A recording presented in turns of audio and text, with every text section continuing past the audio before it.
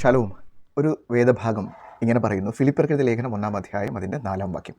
നിങ്ങളിൽ നല്ല പ്രവൃത്തിയെ ആരംഭിച്ചവൻ യേശുക്രിസ്തുവിൻ്റെ നാളോളം അതിനെ തികയ്ക്കും എന്ന് ഉറപ്പായി വിശ്വസിച്ചുമിരിക്കുന്നു. ഒരാൾ രക്ഷിക്കപ്പെട്ട് യേശുക്രിസ്തുവിനെ സ്വന്തം രക്ഷിതാവായി സ്വീകരിക്കുകയും സ്നാനപ്പെടുകയും യേശുക്രിസ്തുവിൻ്റെ കൂട്ടായ്മയിൽ നടക്കുകയും ചെയ്യുമ്പോൾ വചനം പറയുന്നു, നിങ്ങളിൽ ഒരു നല്ല പ്രവൃത്തി ആരംഭിച്ചിരിക്കുന്നു. ഈ പ്രവൃത്തി മനുഷ്യൻ്റെ പ്രവൃത്തി പോലെയല്ല. ഇത് ആരംഭിച്ചവൻ സാക്ഷാൽ ദൈവമാണ്.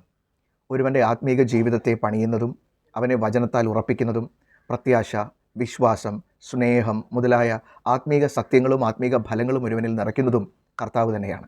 വിശ്വസിക്കുക, നിങ്ങളിൽ കർത്താവ് നല്ല പ്രവൃത്തി ആരംഭിച്ചിട്ടുണ്ട്.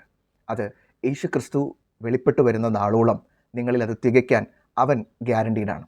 പലപ്പോഴും നമ്മൾ ചിന്തിക്കുന്നത് നമ്മൾ അങ്ങേക്ക് എത്തുമോ എന്നുള്ളതാണ്.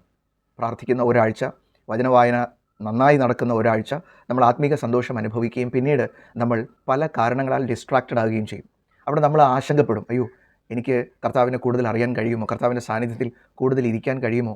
ഭയപ്പെടേണ്ട. നമ്മുടെ പ്രവൃത്തികൾ കാരണമല്ല നാം ദൈവസാന്നിധ്യവും ദൈവസ്നേഹവും അനുഭവിക്കുന്നത്. വചനം പറയുന്നു, നിങ്ങളിൽ നല്ല പ്രവൃത്തി ആരംഭിച്ചവൻ. ഇതിനൊരു തുടക്കമുണ്ട്, അതുപോലെ തന്നെ ഇതിനൊരു നല്ല അവസാനവുമുണ്ട്. നിങ്ങൾ ആര് തന്നെയാണെങ്കിലും ഏത് സാഹചര്യത്തിലൂടെ കടന്നു പോവുകയാണെങ്കിലും വിശ്വാസത്താൽ നിങ്ങൾ ഉറപ്പിക്കപ്പെട്ടില്ല എന്ന് നിങ്ങൾക്ക് തോന്നുന്നെങ്കിലും വിശ്വസിക്കുക, യേശുക്രിസ്തു നിങ്ങളെ ഉറപ്പിക്കാൻ മതിയായവനാണ്. ഇപ്പോഴുള്ള ഏത് സാഹചര്യത്തെയും ജയിക്കുവാൻ നിങ്ങൾ ശക്തനാണ്. കാര്യം നിങ്ങളെ യേശുക്രിസ്തുവിൻ്റെ നാളോളം എത്തിക്കുക എന്നുള്ളതിൻ്റെ ഉത്തരവാദിത്വം അവനാണ്. ആമേൻ.